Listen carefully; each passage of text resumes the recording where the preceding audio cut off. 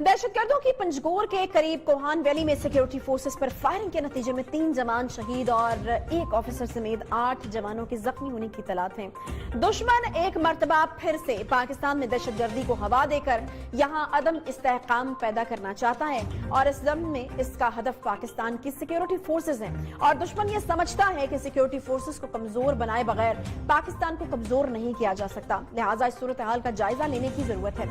ये जानना जरूरी है कि दहशतगर्दी की अचानक नई लहर क्यों कर आई है और इसके पीछे कौन है, इसके पीछे आखिर मकासद क्या है। दहशतगर्दी की इस लहर में बलूचिस्तान, कराची और वजीरिस्तान के इलाकों में दहशतगर्दों की सरगर्मियां काफी नुमाया तौर पर सामने आई हैं। अच्छा एजाज साहब, हम देख रहे हैं कि ये जो दहशतगर्दी की अचानक एक नई लहर आई है, मैं जानना आपसे चाहूंगी बलूचिस्तान में एक कंटिन्यूटी है, जो हमले हो रहे हैं, फिर सिक्योरिटी फोर्सेस को निशाना बनाया जा रहा है, फिर पाकिस्तान स्टॉक एक्सचेंज के ऊपर हमला कोई छोटी बात नहीं थी, उसके बाद फिर कराची से जो है वो गिरफ्तार होते हैं। मुझे ये बताएगा कि ये स्लीपर सेल्स हैं जो अब एक्टिव हो रहे हैं या फिर पहले से खात्मा हो चुका था या कि कोई एक नई इंडक्शन जो है वो की गई है, क्या समझ रहे हैं आप?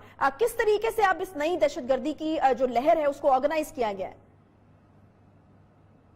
अच्छा, इसमें तीनों चीजें हैं। पहली बात यह है कि ये दहशतगर्दी एक ऐसा मामला है जिसमें आखिरी दहशतगर्द तक हमेशा नहीं मारे जाते। आप उनके जो वसाइल हैं उनको कर देते हैं, उनकी रीइंफोर्समेंट को महदूद कर देते हैं, उन्हें सोसाइटी से आइसोलेट कर देते हैं, उन्हें मजबूर कर देते हैं कि वो कोई और काम करें और ये छोड़ दें, लेकिन आखिरी दहशतगर्द कभी भी मारा नहीं जाता।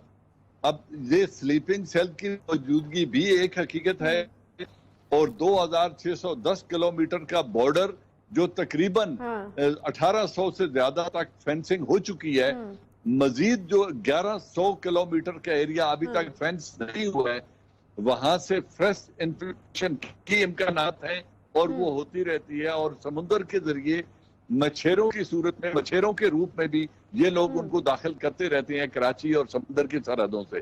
तो मुकम्मल तौर पर रास्ते बंद ना हैं ना हो सकते हैं, इसकी प्रोबेबिलिटी रहेगी, क्योंकि जब हिंदुस्तान की हुकूमत इसमें इन्वॉल्व है, अगर आप नरेंद्र मोदी का और उनके राजनाथ का और अजीत डोवाल की स्टेटमेंट सुने तो वो अलल ऐलान ये बात कह रहे हैं कि हम गिलगित बल्तिस्तान के अंदर भी मसाइल पैदा करेंगे, हम बलूचिस्तान के अंदर भी मसाइल पैदा करेंगे और पाकिस्तान और कराची जो चाइना का इंटरेस्ट है उसको भी वो निशाना बनाएंगे, क्योंकि इसमें उनकी पुष्ट पनाही वो आलमी कुव्वतें कर रही हैं जो चाइना को कंटेन करना चाहती हैं और चाइना के बढ़ते हुए इन्फ्लुएंस को रोकना चाहती हैं।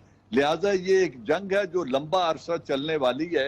हमें अपने घर को बेहतर करना है और अपने रेस्पॉन्स को बेहतर बनाना है।